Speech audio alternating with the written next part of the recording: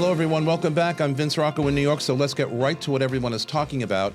Today, we are diving into one of the most talked about topics in real estate, the current state of the New York City market and the evolving world of financing options. From shifting buyer sentiment to creative lending solutions, the landscape is changing fast. Interest rates, inventory levels, and pricing trends are all playing a major role in shaping where the market is heading next. Whether you're an agent, a buyer, or simply someone keeping an eye on the city that never sleeps, this episode will help you understand what's really happening right now and what smart moves you could make before the next market turn. And on set with me today are Brian Scott Cohen from GR Affinity Mortgage, John Dugan from Brown Harris Stevens, and Mick Distasio from Brown Harris Stevens. And they join me now to discuss, but first, let me welcome my listeners and viewers from across the United States and all around the globe. This is Talking New York Real Estate. So let's go behind the headlines and inside the state of our industry. Hi, it's Stephen Bailey from Roadway Moving and Storage. Listening to Vince Rocco, you know the right partner makes all the difference. At Roadway, we deliver an experience your clients will love. For specialized services and white glove care, choose Roadway. Want to learn more? Email me at steven@roadwaymoving.com or visit roadwaymoving.com. I'm Brian Scott Cohen, one of the top loan originators in the country and the #1 mortgage originator at Guaranteed Rate Affinity. Guaranteed Rate Affinity arguably has the most advanced tech in the industry. Our completely digital loan process makes it easy and efficient for homeowners, from a 15-minute pre-approval to the digital application and through closing. My team and I would love to help you get into the home of your dreams. Okay, everybody, we are back with my guest here. We have Brian, John, and Mick. We're going to talk a little bit about the market, where we've been, where we are, most especially some of the financing options that are available in a marketplace where buyers and sellers are questioning their next move, as I talked about at the top of the show. No one really knows what to do where interest rates are concerned. Should I sell, get a higher interest rate? Should I stay? Should I buy, get a higher interest rate? Because right now, everything in this town, from my perspective, talking to buyers and even sellers, is all about the monthly cost. Every month, monthly cost. More, believe it or not, than what the purchase price is, because in the past, everybody wanted the price to come down. Now, they're not really necessarily looking at that. They are, but not as a primary. They're looking more about what are my monthlies going to cost me. So let's get right at it. John, let me start with you. How would you describe the current New York City real estate market in terms of where we are from an inventory perspective, demand, and any and all pricing trends that we've seen in the last year or two? Yeah, super easy question to answer. Mm-hmm. Not really. I think it's a tale of multiple markets. You're seeing high demand in low supply popular areas and very little demand if you have anything maybe a little bit off the beaten path and if it's not presenting well. So I think Jared Anton wrote an article, A Punishingly Efficient Market, earlier on in the year. I love that expression when he uses that, punishingly efficient. And it's funny, but it's so true, and it's probably the most dispersed article and the one that's held most true the entire year that we've sent out to all of our clients. If you don't price properly and present well, you're going to do poorly. Especially when if you you're say not in those present prime well, areas. clarify for the listeners and the viewers. Present well, meaning you presenting or how the apartment presents. Well, both. Or both. Having solid representation, we always, are a big advocate of. But if you don't, you really need to capture the buyer the moment they enter into the apartment. You want them to immediately see themselves living there, whether that's simply just taking it to a white box state or doing staging and so forth, which a lot of people, they don't want to spend the money up front, which I totally understand. It's painful sometimes, but we've seen it tried and true be so potent in bringing, better sentiment to the apartment and, ultimately selling it where we've had sellers agree to it. They've sold at a higher price and much faster than even apartments in the same line in the same building selling at the same time that just, were poorly presented. Mick, you and John are partners in business for a while now. Your perspective, how do you see this? Where do you see demand? How do you see the inventory at the moment? Because I think the biggest problem that we can say or that we face is a lack of inventory. And people say to me, well, why is that? This is New York City. We should have tons and tons of apartments on the market. If I'm representing a buyer, regardless of the price point, I don't have 10 or 15 apartments sometimes to show them like I used to in the past. That can be a problem for people who like to look and make sure they're making the right choice.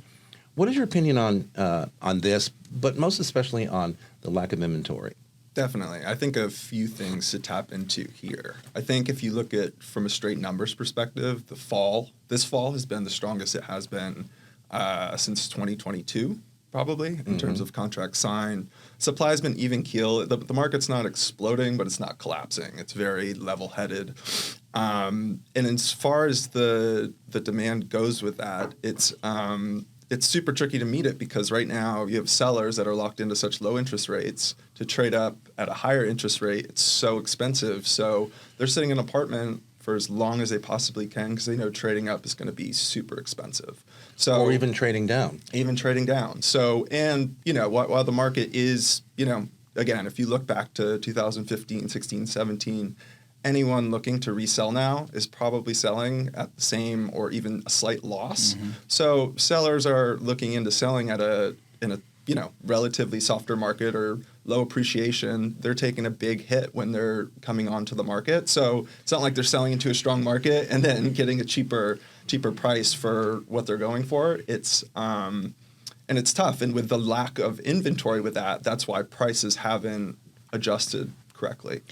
You make very good points there, but when you're talking about sellers, entering the marketplace today, not a robust marketplace, not where they could be making more than they paid for in a lot of cases. What's the sentiment there? Well, I mean, obviously sometimes people have to sell, and they just have to. But how are we talking to sellers who really don't have to or can wait when they know they're going to be facing less money? I mean, it's always a problem for any of us. Yeah, right? No one wants to sell a loss. I think it's important to note, like when you're buying a primary residence, it's not really an investment. It's an emotional feeling. You get a lot of 100%. Great memories. You have the control. It's not necessarily an investment. So if you look at it that way, and if you look at consider the stock market, if that falls 5-10% on any given day, it's like, okay, that sucks, but life goes on. You take the loss, you keep going. Yeah. So why it's not fun, and if you're a seller and you have the time to wait things out, or maybe you can rent the apartment for a little bit, wait for the market to rebound. It's impossible to perfectly time the market, just like it is in almost anything. However, New York does have seasonality that it's like clockwork.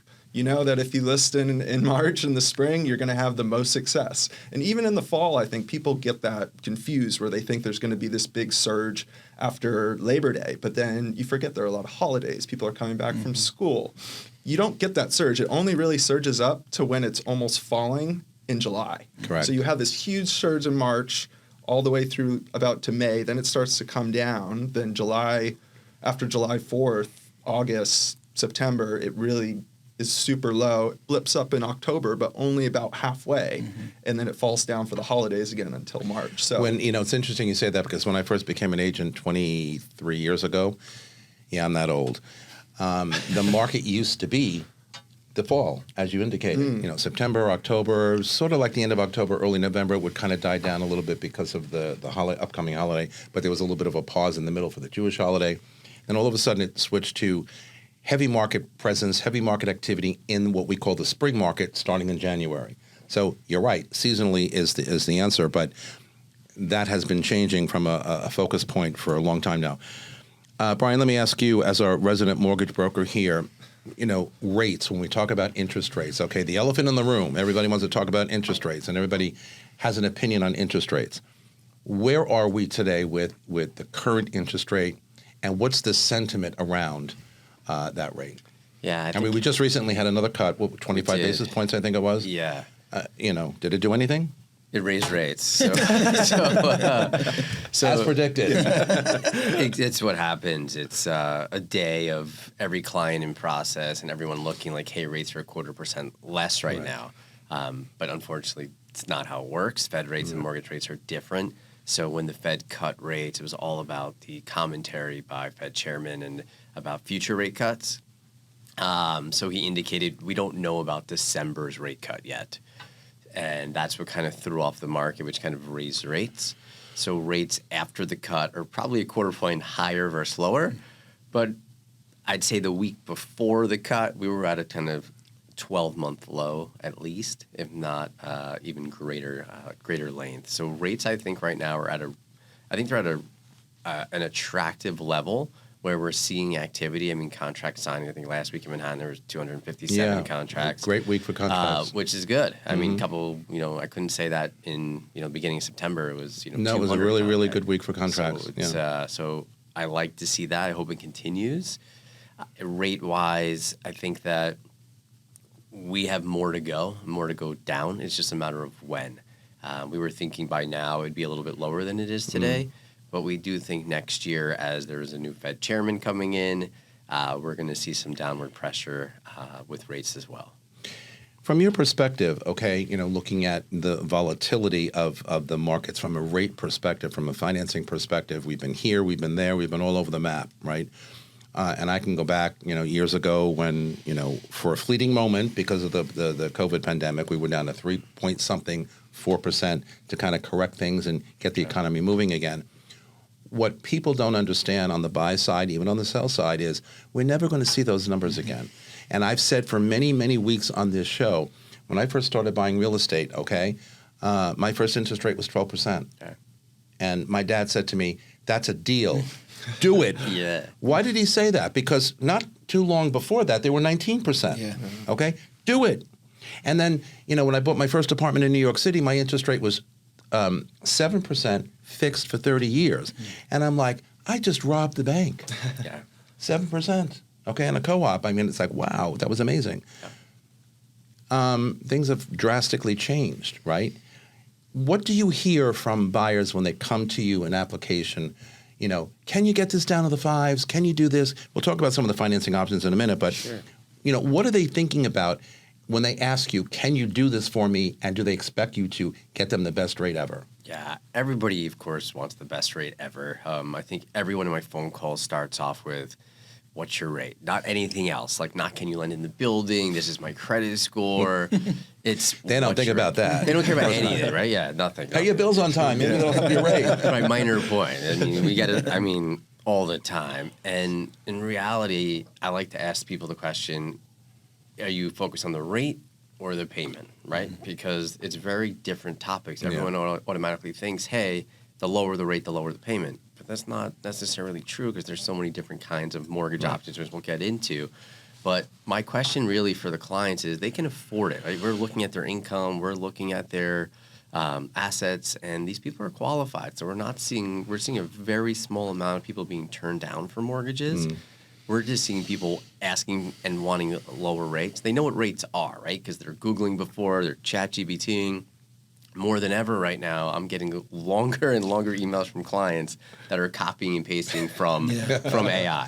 Yeah. It's you guys too. Yeah, it's artificial paragraphs. Intelligence. Where would we be without it? It's paragraphs and I'm like, this doesn't apply to New York. I'm like, guys, this doesn't. And it's so telling when somebody does that cut and paste from AI. You know exactly where it's coming from. Oh yeah, not the old Google days, right? I gotta tell you. Right, it is. Exactly. Yeah, no, it's unbelievable. It's changed, right?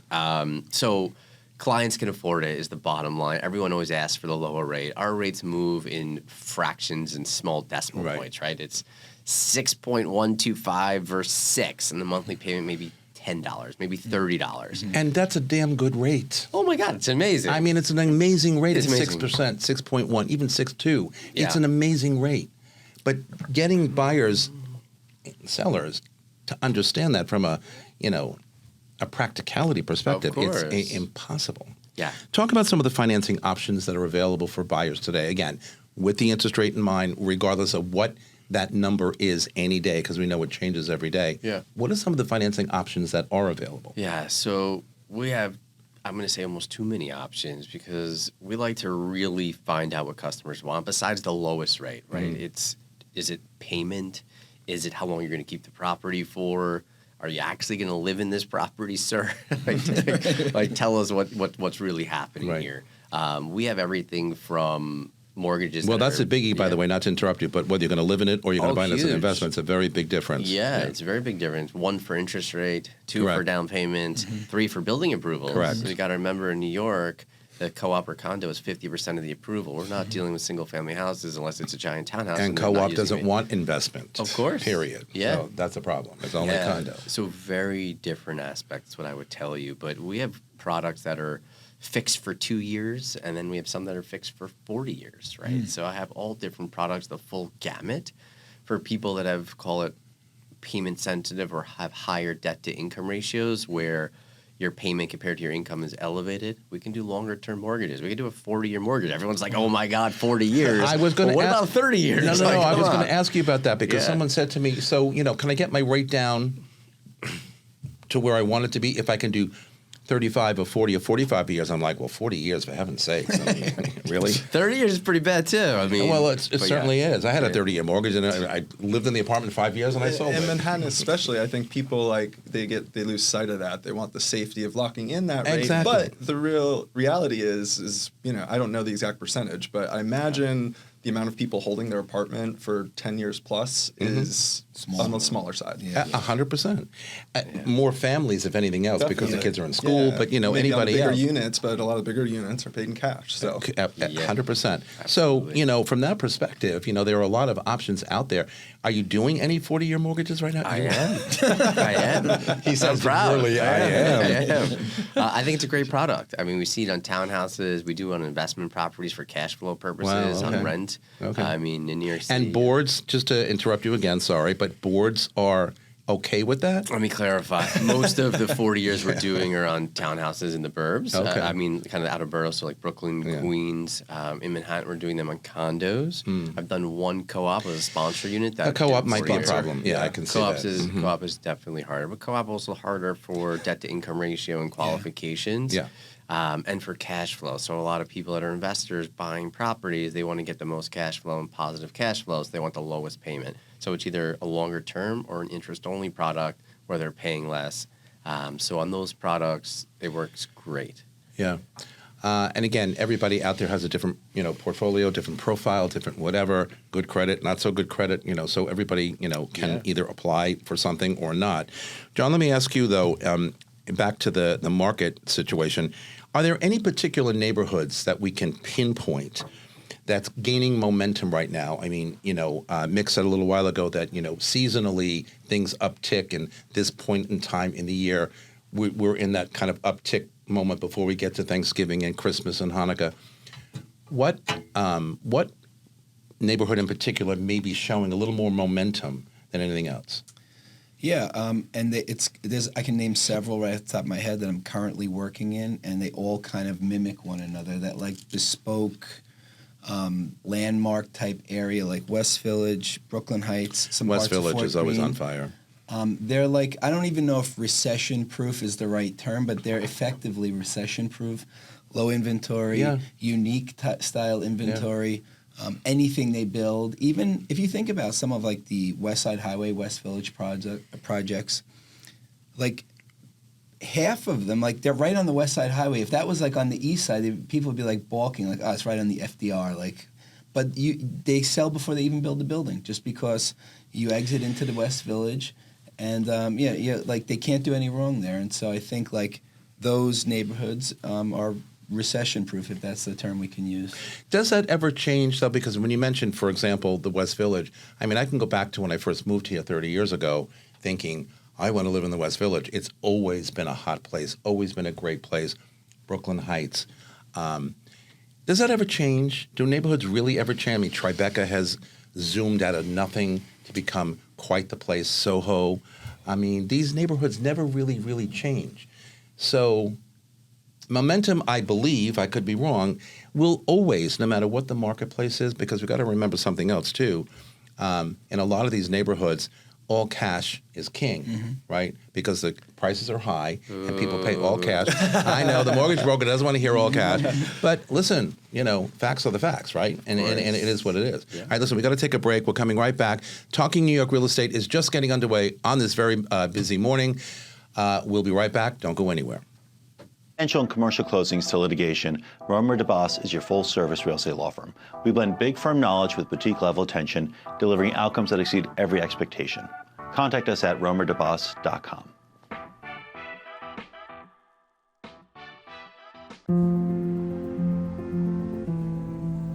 What do you really need to know about buying or selling a home? First, it's serious business.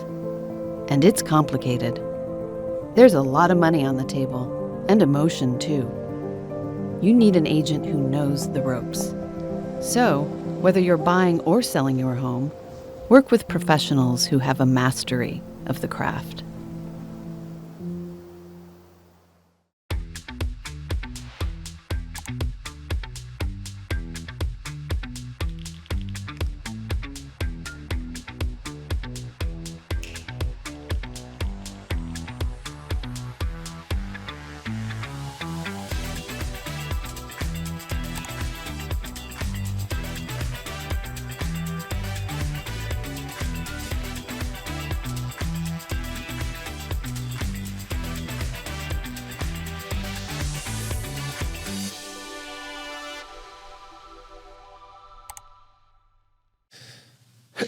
Okay, we are back with Mick and John. So, Mick, let me ask you something. We talked about the neighborhoods. I mean, John mentioned some of the neighborhoods that are rolling and continuing, through all the cycles that we go through to continue to do well. I mentioned a little while ago when Brian was like, oh, my God, all cash deals. So in your book of business these days, well, let's take it back a year ago and these days, are you seeing a lot more all cash? If so, at what price points? Yes, definitely. Definitely over the past couple years, once interest rates started going up, I think, I forget the exact stats, but I think, the market was probably 70-30 financing to cash, and it just totally flipped over. 70-30 cash to financing, which make, a lot of people that have the cash that don't want to take on the leverage, it makes sense. Yeah. And the cash that we're seeing, I'm seeing it the most in two different kind of spheres. Mostly the luxury sphere, which is the 4 million plus, and then also in the, say, sub 2 million younger buyers that are getting gifts from family. Yeah. Yep. Lucky buyers. I was going to say lucky buyer. When I was buying my first 2 or 3 apartments, I wasn't getting any help from family. It's like got one a of the doily from your parents. I went home and had a great Italian meal cooked for me, but I wasn't getting any financing for my apartments. It's like, okay, whatever. I will say with that, though, what we have started to see, we've been working on one now, is that some parents are doing some sort of interpersonal loan so that they work out something that there is a slight interest rate paid back to hold them accountable, which we kind of like to see. Makes it more complicated sometimes. But I think it's good for the buyer, the child, for lack of a better word, to most have a of them little are more, in their 20s. right, to have a little more responsibility, knowing that It's they've got to pay back. When will we see 3% interest rates, Brian? Go ask your dad. My client her father gave her a 3% interest rate. Well, it's interesting that Mick says this because with parental help, and we all know that that's a big part of New York City real estate purchasing. We have to understand that sometimes the younger folk, the first-time buyer, isn't necessarily so savvy with what prices should be or what interest rates should be or what they used to be, but parents certainly are. Yeah. And so I can see them potentially going to an all-cash situation with maybe a little payback from their kid at some point, or not, because the investment is the investment. But it's always a tricky road to kind of follow. Should I buy all cash or should I not? Now, of course, the mortgage brokers in our world don't like to hear that. But, I think that all cash in the last 2 years has gotten us or helped us get through some very bumpy roads Without here. question. And I think debt scares people a lot of the time. So It totally not does. having the debt, especially where a lot of the monthlies on some of these buildings, especially in the luxury range, are just astronomical. It makes it feel more affordable when you're not seeing that deleted every month. You're so right. One of my brothers is all cash in everything. Cars. I mean, when you talk to him about getting a loan, he's like, what? Why would you do that? Yeah. And he does well, fine, but I sometimes say, maybe you want to make a little interest in the bank. Right. Yeah. But no. Everything is all cash. So I'm like, okay, good for you. Good for you.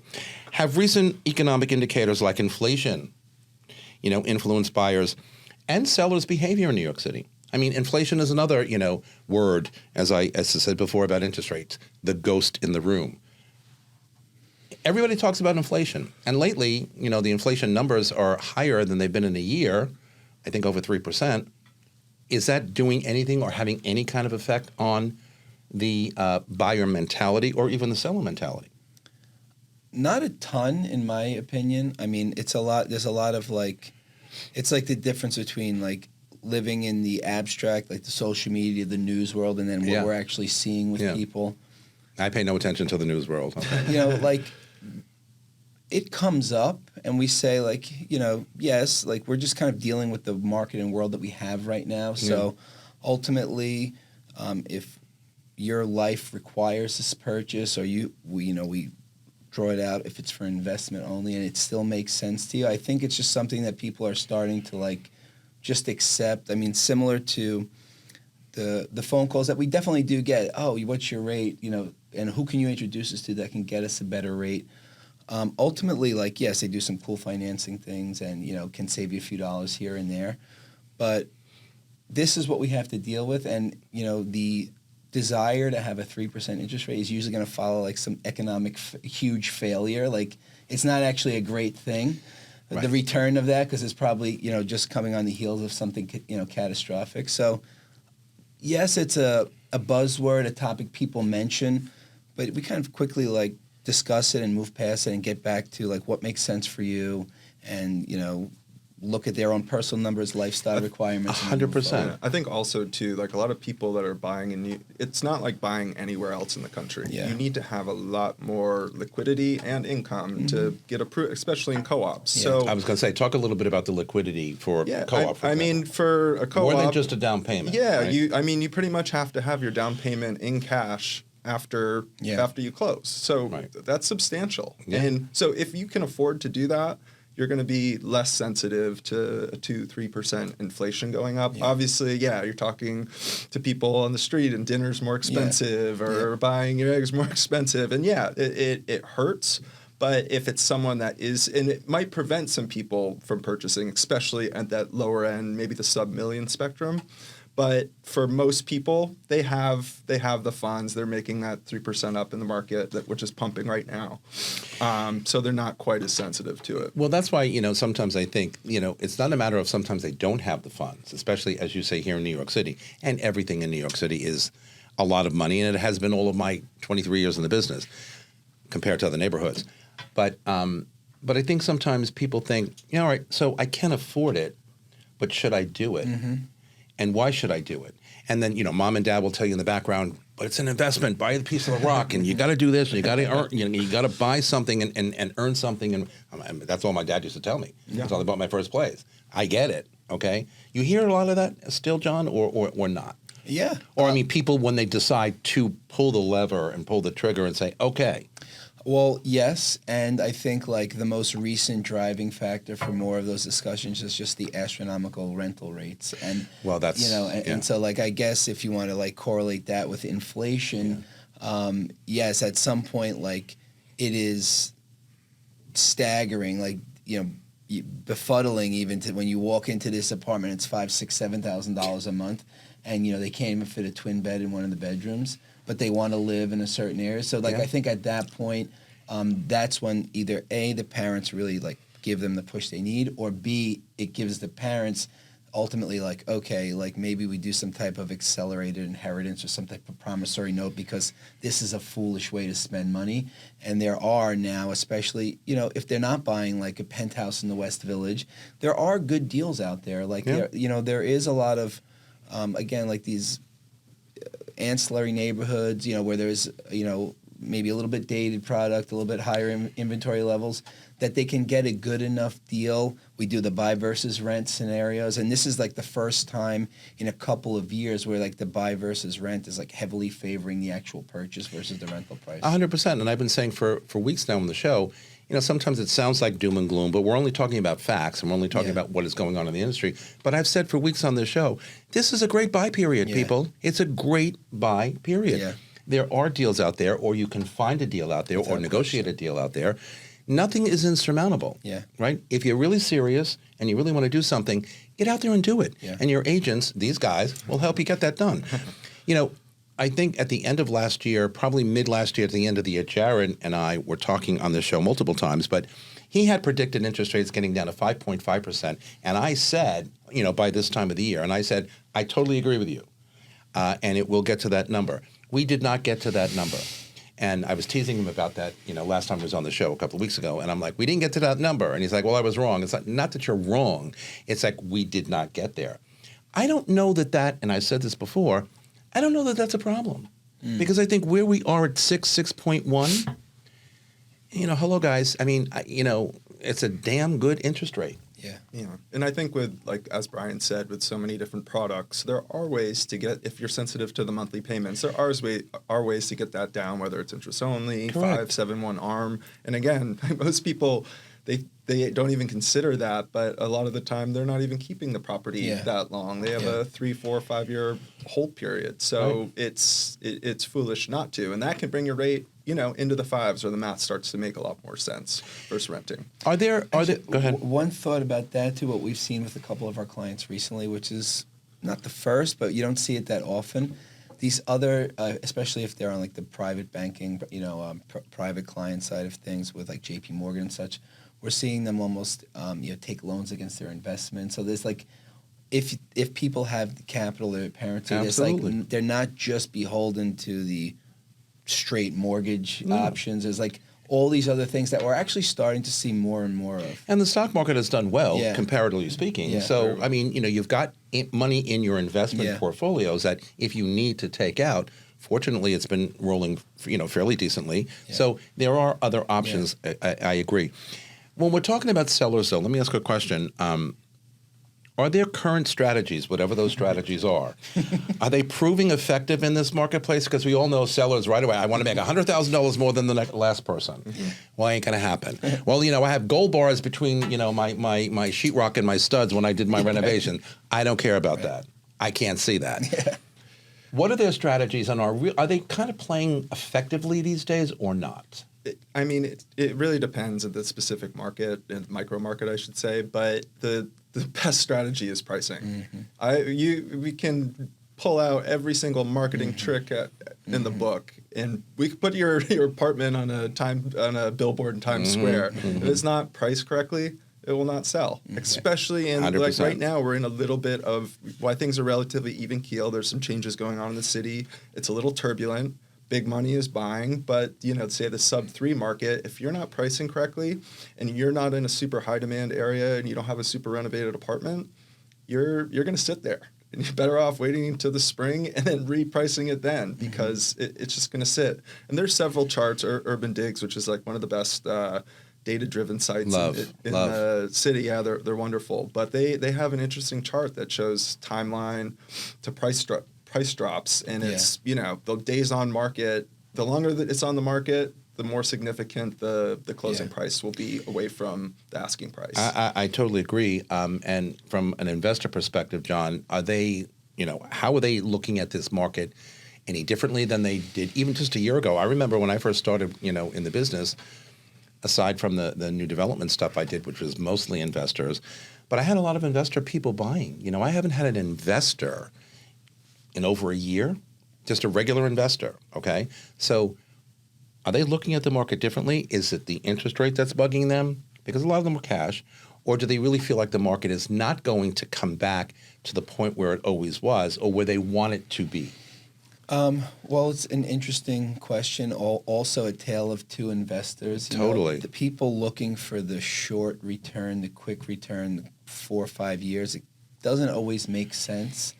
What I was just thinking before we came on, the long-term investor, thinking like Warren Buffett style, this is like a blood on the street type market. And so, someone looking to pick up, another thing is they conflate a good investment with something that they themselves like to live in. Correct. So if they can be kind of unemotional, say unemotional doesn't work in this business. Right. So if they can identify a product that they will hold for a long time, that they can get a decent cap rate on, that they factor in some type of renovation, 7 to 10 years in, and look at that 10 to 15 year mark, I think there are people out there that are getting great deals now, specifically in cash, that are going to do really well, over the long term. Someone looking to make a quick buck, when we do these, again, the investment analysis for them, and they're going to make like a 2 or 3% cap rate, and they're only going to hold it for a couple of years, it doesn't really make sense for them to do it, or they find potentially an investment opportunity like in Pennsylvania or somewhere else as a more attractive one. I was going to add to that because when I'm teaching, I teach a course at continuing education for real estate, foreign investors. And what I have found in my research over the last couple of years is, due to a whole bunch of market dynamics, a lot of investors have moved to Florida, moved to purchase in Florida, in Arizona, in other parts of the country where it's less expensive, even though the interest rates are about the same, but the purchase prices are so much lower, and the rentability, especially a Canadian who wants to buy something as an investment property, buying in Florida, they know they're going to rent that all year long, and it's not going to be a problem. So, are you hearing potentially from investors that you've worked with in the past where they're not necessarily interested in moving forward here in New York lately and going elsewhere, or is that just something that is out there but not really touching us? Definitely have seen less than we have in the past. I think I do feel that with some of the recent rent law changes, and I mean we just saw 15 to 20% rent increase across the board when that happened. Rents are crazy right now.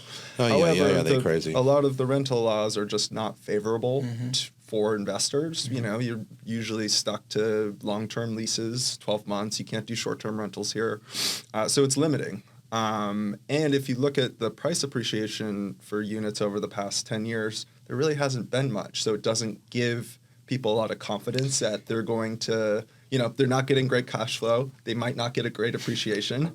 However, it's New York City. Like, we've been in a very turbulent time. That old in the cap markets. rate has changed. I mean, I remember when I first came onto the scene in real estate, the cap rate was up here, and investors were buying in droves because, oh my God, I can make so much money per month. Right. Not at the end of the ownership cycle. Right. Now that cap rate is way down, and they're like, well, wait a minute, I know you can tell me I can make money on the flip somewhere down the road, but I need to make money every month. Yeah. Right. And that ain't happening. Yeah. Right? Yeah, it's hard. It's hard to do. It's beyond hard. Where do you think the market's going to be in the next 6 to 12 months? I mean, predictions. Very interesting Your question. opinion. I think I can't answer that. Yeah. Me. Hard to say. I would say I'm generally bullish and try and be optimistic, and I would say once the dust settles on all things current, there's no better time in New York City than the spring market. And so I feel like will it be the best spring in history? Who knows? But it's definitely going to be like, there's going to be optimism out there. The general cycle of the human psyche, like winter is over, we've been out, bonus season has passed, like let's get out there, and flowers are out, New York City's beautiful. Bonuses are paid in January, right? So that usually is March what... sometimes. And March sometimes, and that's kind of what fuels the... Right, the and there's just the weather and the mentality, like slumber is over, so to speak. So I think regardless of what happens, spring is going to be what spring usually is, which is pretty good, pretty awesome. So I don't know about you all, but I'm looking for the cold weather. Okay, I had enough of summertime. I want my sweater. I want my parka. I love my seasons I want my too. gloves. Leave me alone. But like I'm a New Yorker. We've even told a couple of clients, like, look, right now, if you don't absolutely need to sell for a personal reason, let's punt it. Let's rent it for a year, or let's just live there. Like, pause for a moment. It's no doubt going to, be a fresh start, however it plays out. And with the impending spring market too, obviously, like, there's some turbulence going on in New York City. Once that passes, we should be more comfortable and return back to status quo. Also, what Brian was saying, when the Fed cuts the rates, it doesn't just drop interest rates overnight. No. It takes several months. Yeah. So if this most recent cut, and then if we, I know it's on the fence whether we'll get the other one in December, but if that happens too, that would start to pick up in the spring. Yeah. So if the rates do fall in the 5 range, then I could really see the floodgates opening. Yeah, no, I well said. I totally agree with that. All right, we have to take one more break. In our next block, we're going to get to know these two a little more from a personal perspective and end our conversation on where this market is. Don't go anywhere. This is Talking New York Real Estate right here on the More Network. Hi, I'm Dylan Pachulik, CEO of XL Real Property Management, New York's most trusted name in luxury property management since 2012. We specialize in managing individual apartments, townhouses, and rental buildings held by absentee owners. We maintain our properties with the highest standards of quality and service so that owners can choose a hassle-free approach to real estate investing. Rented or owner-occupied, we handle it all. For more information, contact us at xl-rpm.com. Okay, we are back. So, as I said at the top of the show, Mick and John work together as business partners for a while now. Here at Brown Harris Stevens, they've got a very, very successful business. Both of them are charming as all hell and very good at what they do. But I want to get a little bit into, because I think reading your backgrounds, okay, I think that you guys complement each other, or folks who would have your backgrounds would complement each other as business partners, going out there in a very dynamic industry and working, and trying to, beat the next one. And, we're one of, 50,000 agents out there. How am I going to be memorable? How am I going to be number one? How am I going to be whatever? John, your background, infantry combat team leader in the United States Marines. I mean, what else do I have to say about that? Hello? Fill it in. You make me blush. Wow. Military service, and thank you for your service. Military service is amazing anyway, but combat? Yeah. And a leader? I was a kind of a knucklehead kid. And you're normal. Yeah, well, 20 years later. 20 years later. Okay. I was kind of a knucklehead kid, but had great family. And as the teenage years kind of ended, I was like, I want to do something with my life, and was trying to figure out what that should be.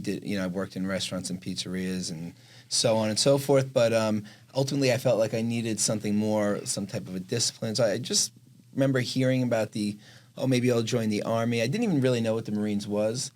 And then a friend's brother happened to be in the Marines. He told me a little bit about it, and it was like the biggest, baddest, toughest. And at that time in my life, that was important. But it was very hard to make the commitment to go from hanging out with friends every night to actually, joining. So it was like, in theory, it sounded good, but I was having trouble committing. And then honestly, 9/11 happened, and I felt growing up in New York, I felt so personally, violated, affected by it. Yeah. And at that point in my life, I was 20 years old, so I was, younger and a little bit more poetic in my mind. I was going to go out and save the world and save my family and protect this country from, more of these attacks happening here. And so I joined, and I joined the Marines and the infantry, which my mother was like, "Can you join the Air Force and be a cook, please?" I just couldn't do it. I didn't join for college money, Vince. Make my life easier, Right. son. Really? I didn't join for college. I didn't join for money. I literally joined because of 9/11 and to defend the country. And ultimately, I'm still personally affected by 9/11, but anyway, sorry to interrupt. No, me too, honestly. And it was the best and worst of times. I happened to go in at a very interesting time where the invasion of Iraq, well, we were already in Afghanistan, and the invasion of Iraq was just happening. So I was on a bunch of assaults, but the main one was front lines in the Battle of Fallujah, which is like the biggest battle. Whoa. Okay. So that was 2 or 3 months long, living in the city on the streets and fighting and searching, and then we did some stuff after that, some search and rescue, and ultimately ending with guarding the first democratic Iraqi elections, guarding the polling booths. Suffered great loss, a lot of folks died, and so since then, I was fortunate enough to learn wonderful leadership, be led by, guys I can't even imagine, to be exposed to those people was really incredible. And I hope to think that some of that I've brought with me in my desire to, after that, I worked in kitchens for a while and ultimately was a chef. And then in real estate, had the desire to, make a team and have a great partner now. So we've grown our team. So hopefully I still embody some of that. You've obviously learned how to fight. Yeah. And clean up a mess. Yeah. And in this business, okay, not akin to military, but thank you for your service. Oh, thank you, sir. Seriously. Thank you. Mick, okay, professional basketball player. Impressive to me. MBA, tell us a little bit about your background, where you came from, why you migrated into, as most of us, real estate. Yeah. What was the end goal after all of that? My story definitely less breathtaking than John's. No. Pretty impressive. And he only Pretty touched on It's hairs very- of it. It's really. But yours is very it's impressive amazing. as well. I mean, how many people can Definitely. be an international, basketball star? Yeah. Yeah, I grew up in a small town in Maine. Much I do different- remember that, Portland. Yeah, just outside of Portland, much different than New York City. I went to college in Connecticut, and when I graduated, I wasn't quite ready to jump into the real world. So I was fortunate. Like most of us. Yeah, I was fortunate enough to get linked with a club in England, a basketball club, who was also affiliated with a local university there. So I was able to pursue my MBA while playing. And I was able to travel all around Europe. It was, kind of the the post grad dream. It was super, super fun. And after my 2 years, after I finished my program, I had considered staying because I was having such a good time. But realistically, I wasn't good enough to be making enough money to, To support to have the yourself. dreams that I, to do the things I wanted to do. So I came back. I was interviewing in a bunch of different spheres. Didn't really know what I wanted to do. I was at a golfing alumni event for my undergrad college, Trinity College in Hartford, Connecticut. Trinity, right. And I met a basketball. Great school. Yeah. I loved my time there. Met an alumni there who connected me with Ben Willig, who is, he's been on your show several times, and he's a great guy. Connected me with him. Long story short, I joined his team. He's like, you want to come to New York City, run around, meet a bunch of people? I was like, it sounds way better than sitting in an office for 16 hours a day. Indeed. He left out make no money for the first Yeah, few there's Well. that too. Yeah, but There's a lot of that. yeah. So I'd never even been to the city really before. Once when I was a teenager. So I But was, Ben said I can do it. he was I'm like, gonna do yeah, it. like I got here getting lost everywhere. Like didn't know where I was going half the time. I had no network, so I was coming in, which is very like you overlook that. You get That's into bold. this type of Yeah. industry That's with no bold. Definitely. with Yeah. no network coming from Maine That's and bold. whatnot. So I realized pretty quickly Ben was a special character in the real estate space, and I kind of Definitely. dug my claws into him and just tried to learn as much as He's possible. quite the mentor. He is, yeah. We both feel super fortunate Yeah. to have been 100%. linked with him and learned from him. So yeah, and then honestly, that kind of took off from there, and I haven't looked back. Yeah, he's quite memorable, actually. He and I've known him now for about 3 years, he and Yeah. Jared, and I can't say enough about those two. They're Yeah, quite definitely. amazing. They're They amazing. are. Truly amazing. And the fact that we now have both of them here at John Harris is like, I tell them great. every time I see them, it's like a surreal experience. And Yeah, now you two, unbelievable. How should, and thank you for that too, because that's also quite, one last question though. How was it living over there compared to living over here? You said you had a lot of fun over there and it was good. What were the differences? So it was really funny. And would you do it again? When 100%. I wouldn't change it. It was when I was looking at places, different teams or situations that would be a good fit. England was probably the last place on my list. I love the beach. I wanted to be in warm weather, good food, so on. England Well, from was, Maine and now New York, yeah, water and- is everything. Right. So England get was it. like, ugh. But I was like, but Did they bleep that part? yeah. I was like, no. Sorry. I was like, well, at least they speak English. Yeah. We get a lot of listeners from England. But funny story, when I get there, so I wasn't in London. I was in Newcastle, which is the very top of the country, Correct. just south of Edinburgh in Scotland. So I get on the bus the first day with the team. We're heading to practice, and they're all talking. And it's guys from all over the world, really. But the core team was the core players were local, and they have this accent. They call them Geordies there. And if you go listen to a Geordie accent on YouTube, look it up.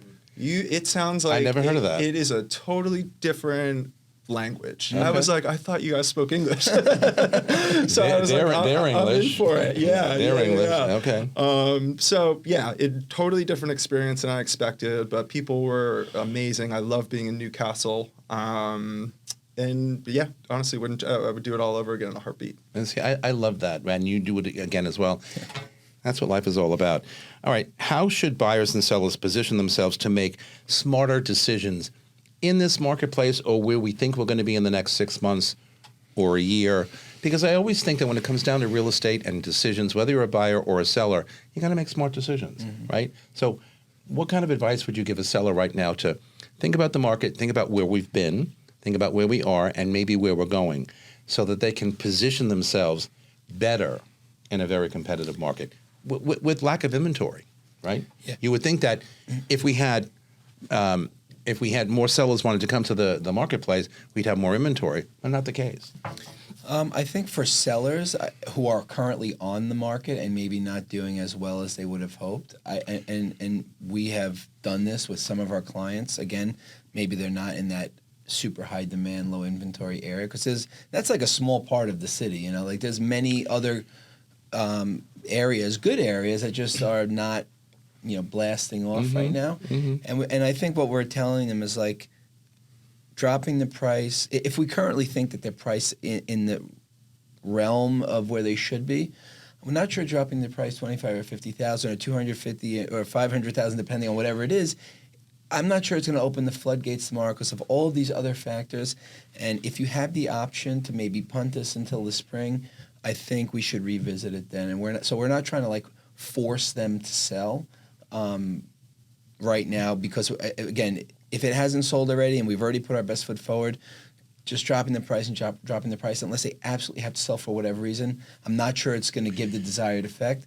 And for buyers, we're telling them now is probably one of the better times that you may have for the next 3 or 4 years. 100%. Uncertainty. Again, Warren Buffett, I was just thinking, the blood in the street type thing. Like, if you have the ability to buy, you're confident you're going to want to live in New York City for the next 5 to 7 years, you may not have a better time of market uncertainty than now, and so take advantage if you have the opportunity. Of course, they have to feel, that bold themselves too, because they're also feeling some uncertainty and so forth. 100%. And Mick, I'm sure you agree with that. Totally. Anything you want to add to that? Because there's so much there. I think a lot of people, when they go to sell or they consider buying, they lose sight of what the total end goal is. Is you want to sell for what reason? You want to buy for what reason? And then it's also running the numbers. The amount of people that go to sell or even go to buy that asks like what the closing costs are going to be, what other costs should I consider? It's much lower than you would think it would be when you're dealing with such a substantial purchase or sale. So you have to run the numbers. And while you can't perfectly predict your life and how the next few years are going to play out, if you have a goal to work towards, then you can make the most informed decision to try and achieve those. One of the things I try to counsel younger agents when they ask me my opinion, because I've been in the business for 20 plus years, is you've got to be credible.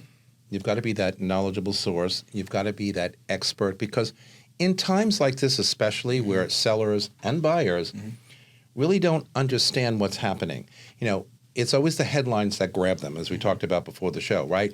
Interest rates are high, or real estate is terrible right now, or there's not enough inventory, but they don't have the wherewithal to peel that back and really understand what that means or how it affects. They immediately say it's negative, so it's not a good time for me to do anything in New York City real estate. It's a herd mentality. Correct. So, when I counsel people, I'm like, you have to take a step up as an agent and I know Ben and Jared talk about this all the time, and be better than that. And you've got to be that expert, and you've got to be that credible source, and you've got to tell these people what it is, and they want the truth. They don't want you bending the truth. They don't want you, gaslighting. They don't want any of that stuff. They want to know the truth. Do you find yourself, Mick, having those conversations in a week's time or a couple of week time period, or not? Oh, definitely. I mean, the truth. I made a mistake early on in my career of pricing a unit for a seller that we kind of just talked about pricing, and then when I went to look at the pricing we had talked about was way more inflated than where it should be. But because I wanted to make them happy, I kind of tailored things to make sure that it was on par with that. And what happened? The listing sat on the market forever. It didn't sell. Left your price all drops. about pricing. I promised never again. I will never. I don't care how big the listing is or whatever it is. I will never inflate pricing. I'm probably more conservative now than ever. And the truth is so important because again, like John and I, we've been doing this 10 years now. We plan to do it for another 20, 30. So we're looking to form those longer lasting relationships. If we don't think it's the right time for you to buy, we'll tell you, this is going to be a stretch for you, or the market's a little too hot for what you're looking for. Right. Same thing if you want to sell. Like John said, we have plenty of people like, hey, we don't want you to drive this price down anymore. Let's kick this to the spring when we're going to have a better shot at it. And buyers and sellers appreciate that. Yeah. They like the honesty. They Definitely. like the fact that you can tell them exactly what's going on. Last question. Can I just Go say ahead. one thing we've also made it a point to do? We don't just shoot from the hip, but we also make it a point to over-deliver these data-driven, almost op-eds. Yes. We're writing literal mini term papers every other week for every seller. Whenever a buyer, decides, hey, I'm potentially Communications. interested in X, Y, and Z. Isn't that something? I'm interested in property A or property B. We do a little write-up on each one. So it's so funny when we've maybe been the second or third agent on the deal, and you get to know the seller, and they're like, oh yeah, I'm like, well, why did you drop the prices? Oh, because my broker just texted it to me, and I'm like, well, what did they say? They're like, nothing. They just said to do that, and so we try to not ever put our foot in our mouth, and because sometimes it's hard what we're saying to receive. 100%. So we always back it up with a lot of the data, and Mick has helped me really even refine my practice with that, and Urban Digs has been a huge help. So we really try and the love data Urban speaks Digs. for Oh my itself. God, love. Yeah, sorry, but They are the best. Incredible. so And their reports are amazing. data-driven responses, not Noah's just amazing. shooting He's from been the on my hip. show before. Yeah. Yeah, no, exactly. All right, one last question before we run out of time. Are there opportunities in the current marketplace where people, whether they're buyers, sellers, agents, are overlooking? Because there's always an opportunity somewhere if you're looking for it, if you're astute to whatever's happening in front of you. You can't be blind to our industry. Are there opportunities out there that people are missing? Where I'm currently seeing some is the borders of these up-and-coming type areas that may border an up-and-came area in the multifamily market in the boroughs, Brooklyn and Queens. Right. We've seen a lot of I'll bring, mention Fort Greene again because we're currently working on a very interesting, opportunity currently where it's just maybe one block further out than what's considered the prime area, and that has already kind of appreciated. So the buyer is getting a wonderful deal, and it is just so evident that it is going to continue. The up-and-coming nature of the neighborhood is going to move far past this block. So I think these borderline areas in these up-and-coming neighborhoods that are still easy to get to the city and have cool local feels the Fort Greene type area. And some places in Queens, Long Island City, we're seeing a lot of stuff. It's incredible because over the last 23 years, when I first started, any of these neighborhoods were like, where? Yeah. What? Yeah. Are you kidding me? Definitely. You agree or And they're disagree? less saturated than the Williamsburg, which is already up and came and then some. 100%. Definitely neighborhood-wise. I also think that units that need a little bit of work. I mean, you see them sit; they're harder to price. They sell it in doing the renovations. I did a full renovation on my apartment. It's another job, and I get why people shy away from it. Yeah. The thing is that people don't consider is that when you buy a brand new renovated product, if you hold it for 5 years, maybe you're okay. But if you hold it for 10 years, then it becomes a 10-year-old renovation. So then what are you doing? So there's all value. these things to keep in mind. That's a very good point, by the way. Yeah. So there's a lot of value that you can find. You're probably going to get it at a 20-30% discount to something that's renovated. So if you have the time, if you have the resources, we've recently, not recently, I guess, we've built a great book of contractors that have been much more communicative. Yeah. You're always going to have issues with contractors. You're going to chase them around Hard a little referral bit. to give. But if you have the time, patience to do it, and you can pick up some good options that need a little love that I think could turn around really well. Well, on that note, that's all we've got. We're going to come back in a moment with my closing thoughts. Mick, thanks so much, nice to Vince. finally talk to you. Thank you so much, John. Good to Same see thing. you. And we'll be right back. Okay, now we're going to just set up with the teleprompter one more time. You good? And a quick whatever. Yeah. Hey, it's Stephen Bailey from Roadway Moving and Storage. Listening to Vince Rocco, you hear a lot about how crucial it is to have the right partners in this industry. At Roadway, we don't just move your clients, we give them an experience they'll love. specialized services to our white glove treatment, it's all about making sure your clients feel taken care of every step of the way. And if you're looking for a rewarding referral program, reach out to me at steven@roadwaymoving.com or visit roadwaymoving.com. This beautiful set here at Studio 1873 is brought to you by the Everset. The Everset provides full-service staging and furniture rental solutions in the New York area. For more information, please visit us at staging.theeverset.com or email us at staging@theeverset.com to request a free proposal. Okay, everybody, we're back with my final thoughts. So the New York City real estate market is always evolving, and right now it's a time of both challenges and opportunities. Buyers and sellers alike need to stay informed, stay strategic, and work with professionals who understand the nuances of this unique market. Financing options may feel complicated, but with the right guidance, creative solutions can open doors that might otherwise seem closed. At the end of the day, knowledge is power. Understanding trends, rates, and neighborhood dynamics allows you to make decisions with confidence. Whether you're buying, selling, or simply watching the market, staying proactive and adaptable is key. The city's energy is constant, and the opportunities in real estate here are as dynamic as New York City itself. And on a personal note, thank you. I want to say thank you to all of you who support this show. Recently, I was at a real estate event here in New York City, and the popularity of the show and myself was overwhelming. Truly, I say thank you again from the bottom of my heart for watching and listening every week. And that's our broadcast for today. Thanks to my guests for being here on set with me. You can follow me on Facebook, on Threads, Instagram, LinkedIn, Blue Sky, Substack, or TikTok at Vince Rocco. And Confucius says, choose a job that you like and you will never have to work a day in your life. And the only person you should be better than is the person you were yesterday. And from all of us here at Talking New York Real Estate and the More Network to all of you all around the world, thanks for spending a part of your day with us. I'm so grateful. Keep thinking the good thoughts, and I will see you next time. Goodbye, everybody. And that's